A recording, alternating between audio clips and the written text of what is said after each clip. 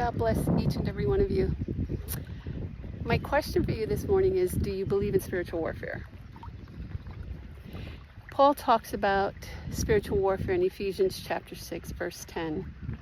He says, finally, my brethren, be strong in the Lord and in the power of his might.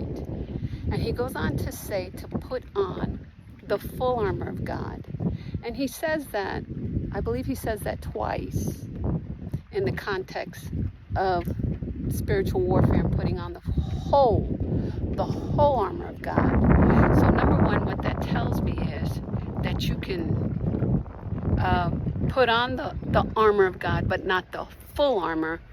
And when it comes to the schemes, the wiles of the enemy, which is his tricks, his schemes, and the way he comes against us,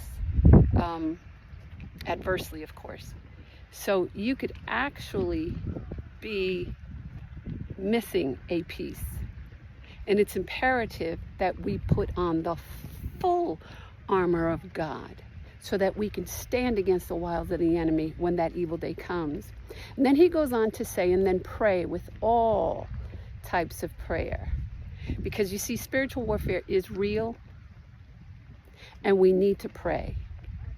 And we can't stand against the wiles of the enemy if we don't have on the full armor of God. We need the helmet of salvation, the breastplate of righteousness. By the way, that covers our rear.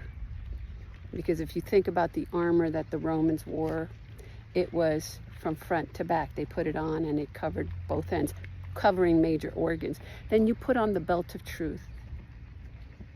Then you put on the shoes of peace, which is the gospel. And then you need the sword of the Spirit and the shield of faith. And then you got to pray. And you got to pray, and you got to pray, and you got to press. Because spiritual warfare is real. And when that day comes, and it will come, and sometimes we go through it quite often, we got to pray. We got to seek the face of God. And we can come against the strategies of the enemy by one, putting on the full armor of God and praying. Saints of God, go out there, encourage someone, and you be blessed and you be encouraged.